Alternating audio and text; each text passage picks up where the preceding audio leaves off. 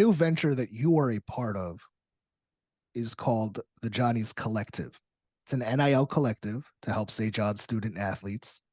St. John's legend Meta Sandiford Artest is a co-founder and executive advisor. DJ Kennedy, Paris Horn, and yourself and a few others are fellow advisors. What is Johnny's Collective all about, and why did you decide to be a part of this? Well, the collective is basically a way for us to kind of get the players what they deserve, right? What we didn't wasn't afforded to us while we played there, as far as being able to take advantage of their name, image, and likeness. Um, the reason I think we started is when me and DJ went back to campus and we went to they had like a members only dinner type thing where they was talking about how to build a program and what we need for NIL and things like that. And then when Ron and Jawed, who was one of the founders also, came to us about the idea, I mean, it was a no-brainer, with the connections that we all have and the love we all share for St. John's, it was a no-brainer to be able to come together, connect, and kind of try to like help the players, get some deals with branding, commercials, advertising, whatever it may be. Just whatever we can do to pull in our resources together. If NIL was around when you were at St. John's, who do you think would have been the most marketable guy on the team? I mean, that's a good question, though. It depends on who's marketable or who would have been like on the forefront. Because I think I'm a pretty marketable guy. But no, I think I will go with Dwight because Dwight was having a special year that year. Special. And him being from New York, the baseline layup versus Pitt, big shots all year. I'm gonna have to go with Dwight. I think Dwight would be plastered all over the Garden, all over Manhattan, everywhere because of the run he went on for sure. I'm gonna go with Dwight. Top shelf for sure. What do you think you can teach St. John's basketball players or help guide them through Johnny's Collective? I can just help. I think we can help them with life after basketball in a way, because it's going to teach them how to deal with money, teach them how to make money off of their name, image, and likeness, how they can expand their brand, how they can have multiple sources of income.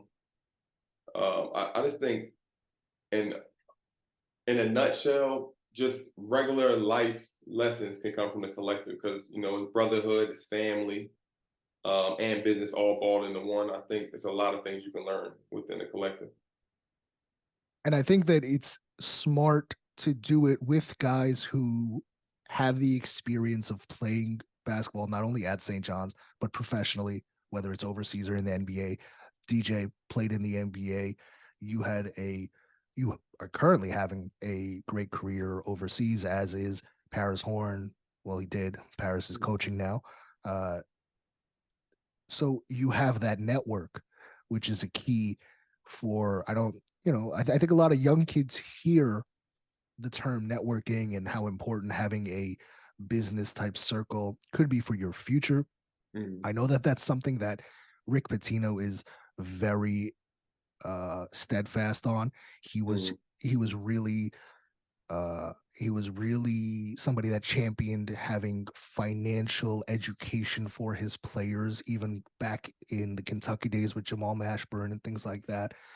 Mm-hmm. So I think that with Johnny's Collective and obviously having somebody like Meta, who has a bunch of businesses and especially some that are geared toward financial literacy, I think that that's one of the really main components of what makes Johnny's Collective attractive.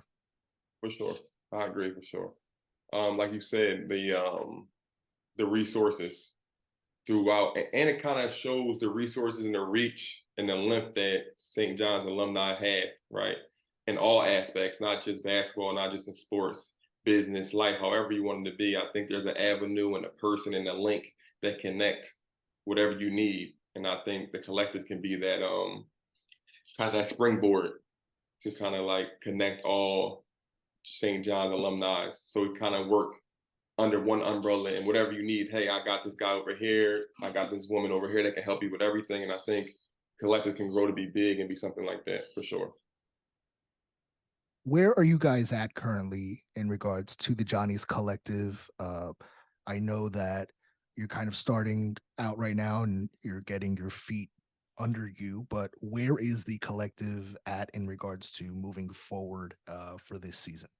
Mhm. Like you said, we're fairly new. We got a couple deals on the table, but it kind of has to go through the proper channels to be able to get the green light on. So we're waiting on some things to get green lit to move forward with. But we have a lot of things in the work from advertisement, branding, restaurants, you name it, TV shows, whatever it is. We got a lot of things in the tuck that we're trying to kind of weed out the good and the bad and see what works and what makes sense for the school and the players. And I think in the next couple of weeks or so, we'll kind of hit the ground running and kind of roll out some things. So I think stay tuned for the coming weeks to really see the direction we're going to go in.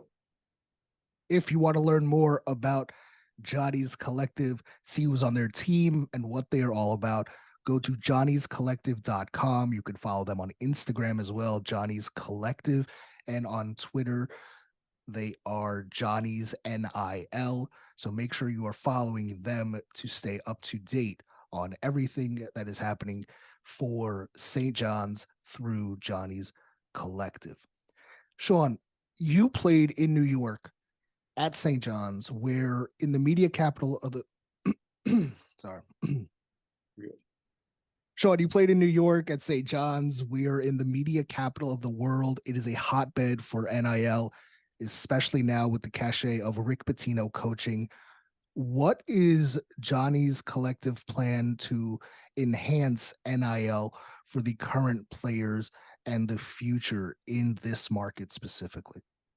Like you said, we're in the hotbed, for media, for basketball, for everything when it comes to New York. I think what the collective is going to do is kind of put St. John's back on that grandstand, right, of where we used to be, where we belong, and kind of just be able to compete with those other blue bloods that have this platform and have that backing with the NILs and the boosters and alumni and things like that. Because St. John's is a prominent university, historical program, legendary things have been done there. We just kind of help elevate it back to where it once was. And I think with the collective and the players and the program on board, I think we can grow in a major way.